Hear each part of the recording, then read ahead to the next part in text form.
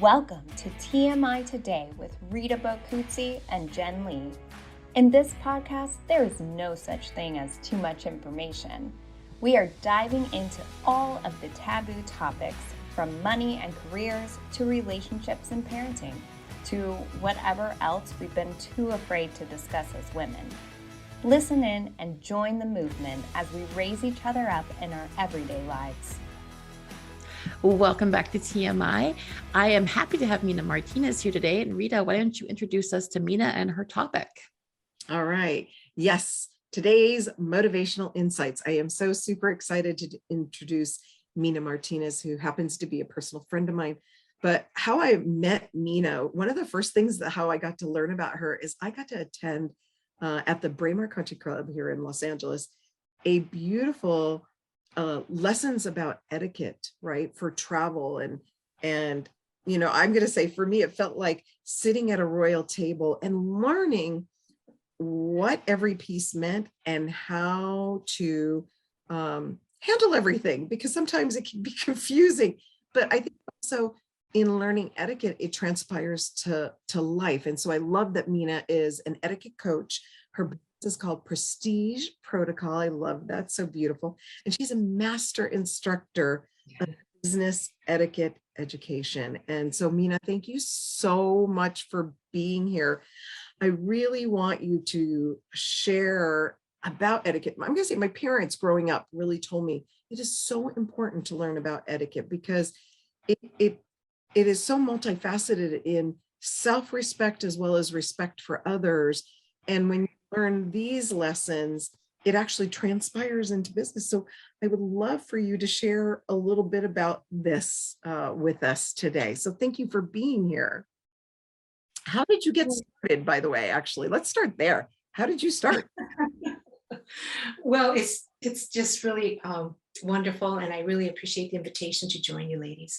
It is, overwhelming sometimes to even know where to start, because my upbringing at home was a basis that was extremely important for us, and it was very because we are bicultural, and my first language was Spanish, and so through schooling and what have you came the English, but what I'm going to say this is the manners at home were something that were just something I grew up with. It's your youth and you're ingrained with it. So with that comes, the formality of picking up after yourself from a table. I'll start with that. And not only that, but taking and washing. And you come to a certain age where you think, oh, my parents could do it for me. Oh, that. No, it wasn't like that. By 10 years old, and I was in school, I was already taking the roles in the cafeteria in sixth grade, wearing the hairnet and what have you. But I was given the role of cashier for the morning lunch and the milk, chocolate milk, and orange juice sale. And they gave me back. They asked me, you're good in math. So I had my little grade skills and so what have you. But anyway, it was a volunteer thing. And then I promoted into the kitchen, making the pudding, helping with the spaghetti, everything. And remember, this is a school. So I got to take some time off ahead of time to be able to get out and do that. So a lot of respect came there, a lot of credibility, and I grew that. And that stayed with me all the way through, this is elementary school. And then, I started going into other things that took my time, with sports and things like that. But never forget where, your upbringing leads you to. And so you eventually, like anyone else should, as a custom, master that, right? And then others just forget about that. They go to school, they don't keep that. You be tidy with yourself. And that carries you through college or whatever schooling you have. Another very big one is hospitality. When you go to stay over someone's home, you go prepared, you're so excited you're going, and you just bunch up your suitcase and put everything in you want, right? But just remember that you are going to need to keep a little space. You don't know that you're going to own like your bedroom. You're going to get there and just throw yourself. You don't even know what you're going to get. If you're going to get a sofa bed, you're going to probably get a rollout, or you're going to get a really nice bedroom. Whichever the case, you better be ready for that. You better be ready how to put out your things and not just splatter everything out like you used to at home. And I've seen it at homes, especially on what they call sleepovers. So all of that evolves through time, and you have to keep your mannerisms from the get-go. That's a huge tip. Please remember that. Oh, I love it. So, one of the things that I was thinking about, and I'm going to kind of bring it to when I was working in corporate, and I would even be in the lunchroom and I would see how people would behave. And I was like, because I was raised a certain way and I'm hearing that about you, what about other people that don't even get that experience, because that's not what they have in their homes? And how can we help, or what tips could you give us about that to share with others? Because it's almost like we get to share this information, because I truly believe etiquette is a life skill.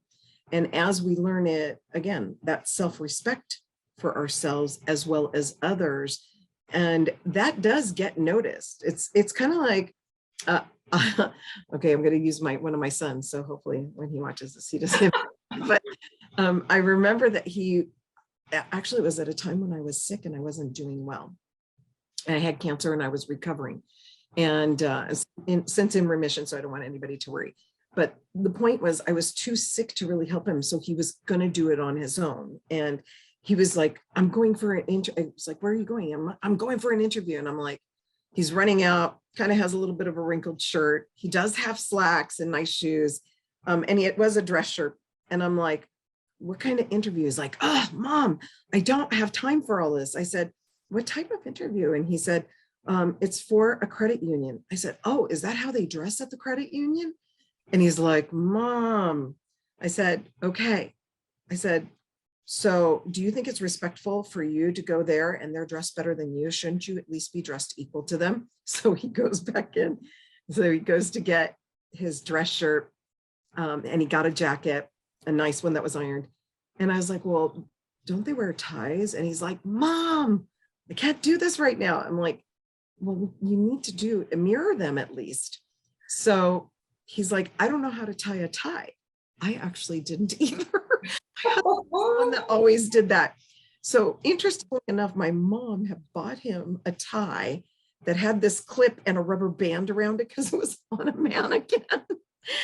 And we put that in, and we got one of my husband's fancy tie pins. And I said, "Just don't move too much."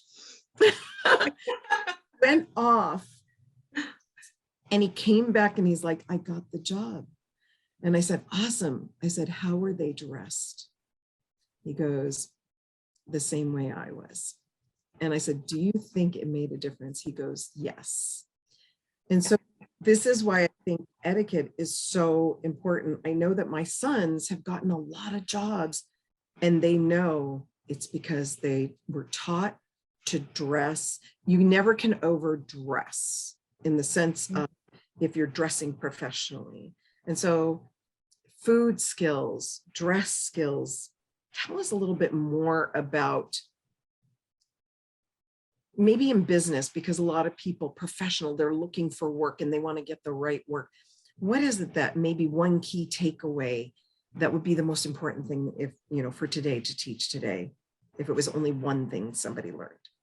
Well, Rita, it was very important that what you stated takes time. And what happened in that moment, he was lucky you had the tie. He was lucky you had the coat available. And all the mom thing was just like, one more thing. But if it wasn't for you that instilled that in him, that's where it starts. There has to be some kind of, not just out, and a lot of students do this, because I was speaking to quite a number of colleges pre-COVID, and the students in there, because I was teaching the etiquette course twice a year for one particular university, it was for fall and spring.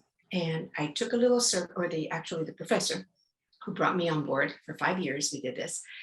And COVID changed everything. But let's go back to the students here, which relates to your son. They had a suit that they came in, for those that were prepared, because they were told, what should we wear? Well, you prepare.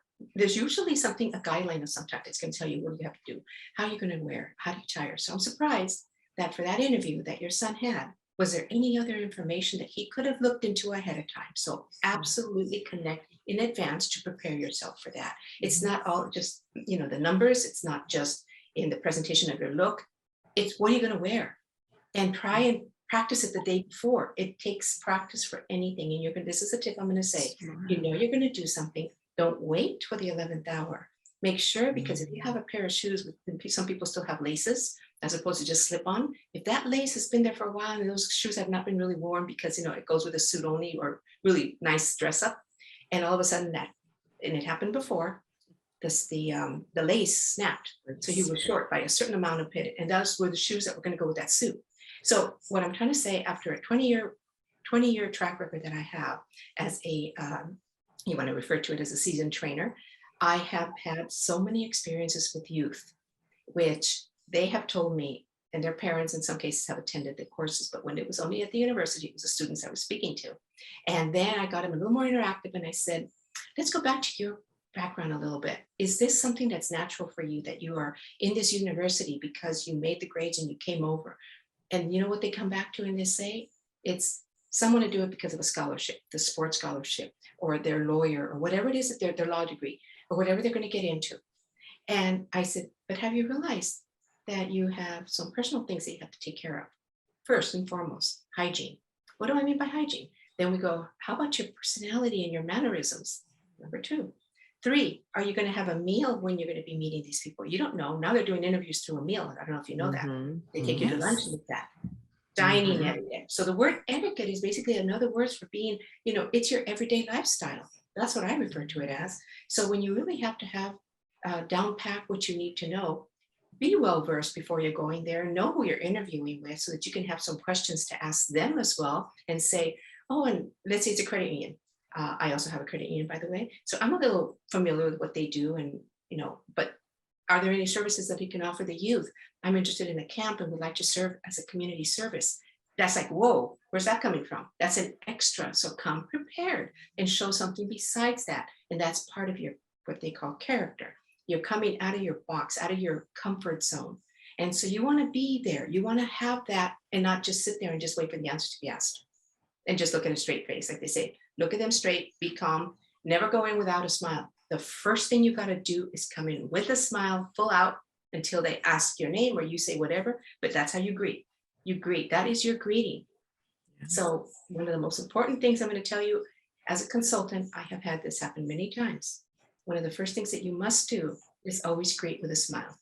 And that's going to get you at least the handout from the other person, or you be the first. And if you're going to be the first, you're in control.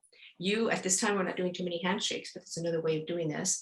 But before, when we used to do that, go ahead and put your hand in and do that handshake with 2 or 3 pumps, firm, not weak, and do that. Release, because you're the one who started it off, and you're in control. And they're going to like that. They do that, they test that, and some don't even have a clue that that's being done. So that's part of your social skills. This is not even business skills yet. Business etiquette is a whole different, area that we cover. So it's a bunch of things, really, what's going to lead up to all this. It's really interesting how you say smile, because I tend to smile when I'm nervous, and which actually is a good skill to have, because it makes I got in so much trouble in law school, but I would do moot court and I would start off my arguments by smiling because I was so nervous.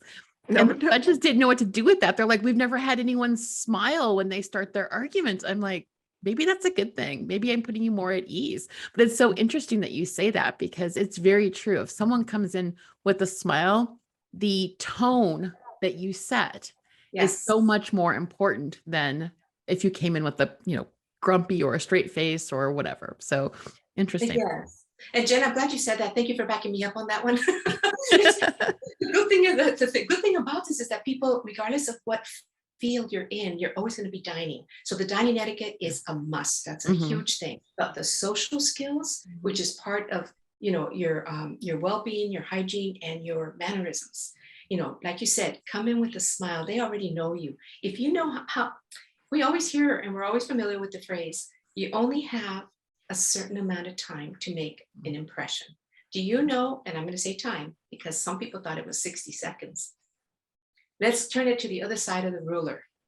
How many seconds do you think you have to make your first impression? 3 or 7, maybe? You're in between. Okay. Yeah, I was going to say 8, but yeah, you got me beat. 5 to 6 seconds. That's it. By the 7th, they already know. So that smile, that probably changed things. They said, oh, she's, what's different about her? That's what they want to see. They want to see a change. They want to just not see the same, like you said, grumpy or even worse, just straight on. Because that's supposed to be like, you're really a gentleman? No. Does that mean that you're standoffish? Maybe. You just don't know. But when you crack a smile, you're cracking it like for a reason. Mm. So I'm so glad you said that, Jen. I so agree. I'm going to say one of the things that I get commented on all the time, whether it's in person or even on Zoom, one of the things I started doing, I didn't used to wear as much, but I do wear brighter lipsticks. I definitely smile. People literally consider my smile my brand. I mean, at Halloween, I went in a costume. We had masks at first, and then we got to take our masks off. And as soon, even though people didn't recognize who I was because I was wearing a black wig, which was a lot of fun, somebody said, "Ah, that's Rita's smile." They instantly knew. It's your calling card, it's your brand. But what I really love about what you're teaching today, and I love always sitting and listening to you, Mina, because we're talking about etiquette, and some people could go, oh, etiquette, it's this stuffy thing for rich people or whatever. But in reality, it is this whole, that's like how I used to think about it. I don't know why, until I met you. What you're teaching me is it's this bigger, broader thing. And it really starts, it shows your character, it's your social skills, it's this holistic, encompassing, multifaceted part of our lives. And that's why, I'm going to say some of us are blessed with, it's already these automatic skills that our parents taught us, but not for so many. And I'd like to say for people who maybe like can't afford this fancy suit or whatever, I'm going to tell you, a lot of people get their best suits at Goodwills and secondhand stores or on sale, triple discount at like a Penny's or Sears. It doesn't have to be this amazing. You just need to look clean and kept and polished. And I love the practice too, because I remember a friend of ours, our mutual friend, who would say she would watch people, how they greeted from the time they entered the building, how they greeted the security person, going out to eat, the waitress, how you're treating her. And I was talking to Kim about that we were going to speak, and I heard some boys that were together, and I wanted to do a teaching moment, but I was a little nervous about it because these boys were telling the waitress, hey, get me this. Hey, get me that. And it's just, that was so hard to watch. And it was obviously that they've never had that experience or that teaching. And so I would love for you to maybe share maybe how things have changed since COVID with the Zoom versus the live etiquette, and a little bit about that. Sure, Rita, that Prestige Protocol has had I guess, not only the credibility that follows with us, but I'd also say they say the branding, it matches what I do, they said. And I said, it's just exactly what I want to happen. So whatever it is, if you're a lawyer, you're a financial analyst, you're a financial specialist, whatever it is your tone is, they don't know that until they meet you, if they have not had that pleasure prior. So in teaching etiquette programs, for me, one of the things, because I've been through businesses, through corporations, and landed several schools, and the organizations within those schools, be it STEM, be it any marketing, I had all these little individual, well, once I did the STEM schools, they said, oh, can she do marketing and finance? So here I am at Cal State LA, very happy and proud to say that, because I've been with them for 8 years doing my services to them. And when they bring me on board, these are students that are just barely cracking the whip to what they're in for. STEM is not an easy subject, right? Science, technology, engineering, and math. But what about the finance and the marketing group? So they called me over, and it just so happened to be a very diverse group.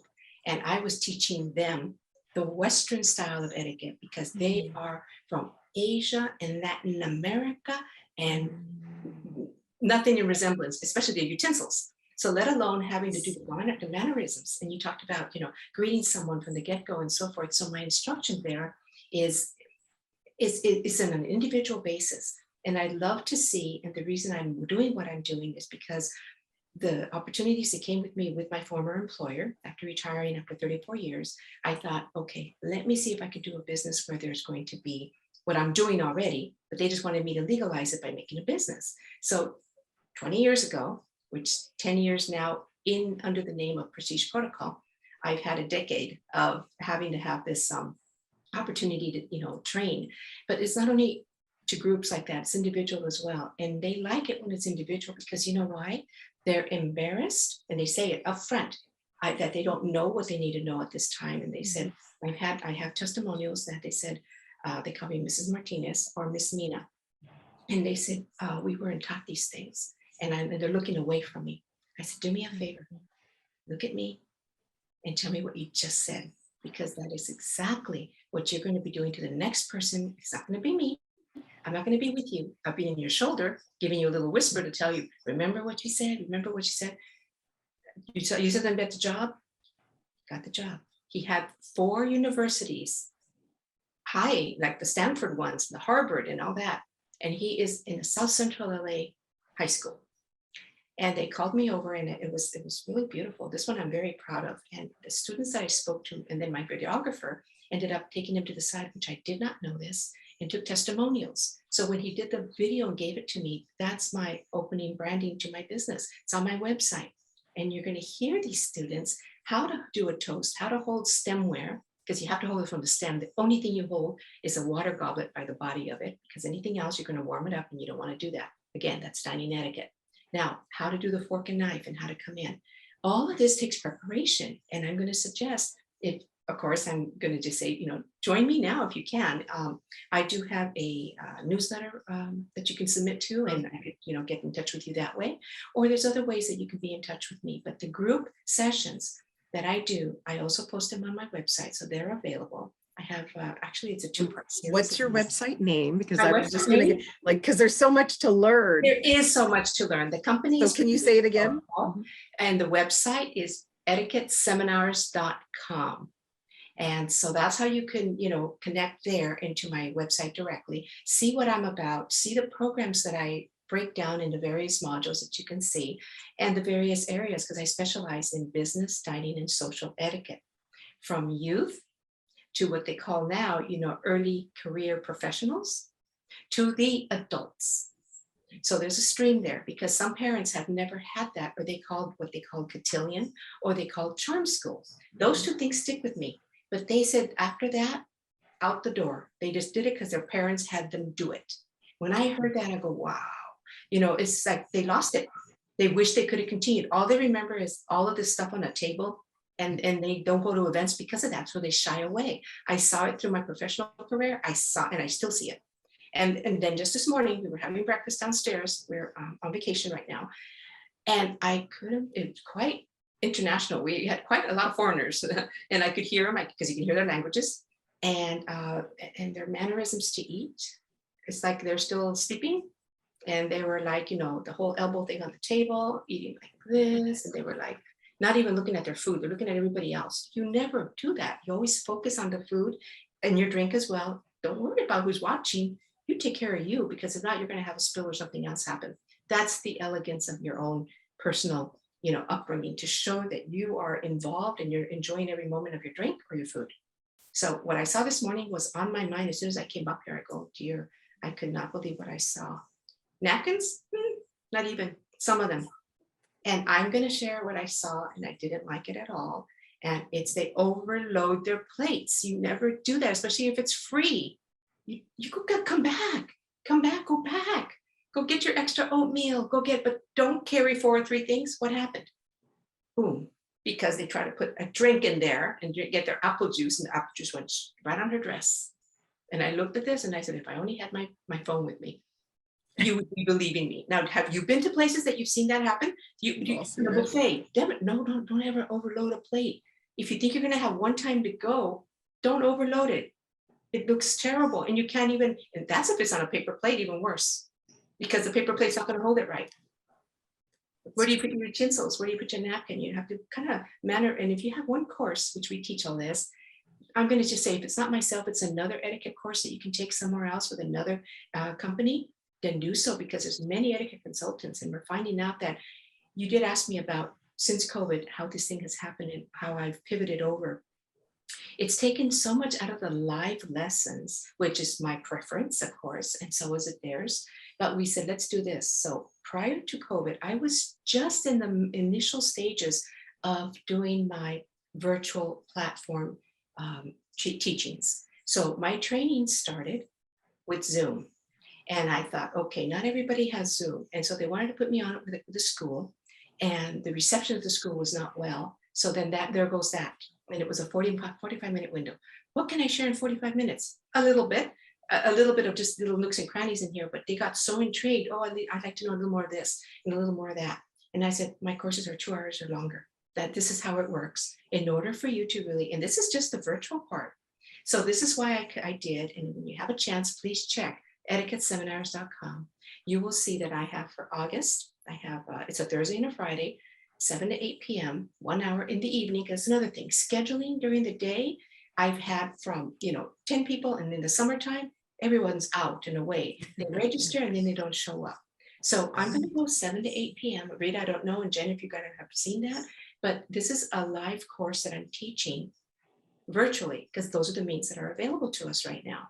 Now I'm going to go into the second part. Part 2 is going to be the actual dining experience. If you're brave enough, bring whatever is your favorite food and your beverage, and we're all going to eat, and we're going to see how we eat from what you learned the day before.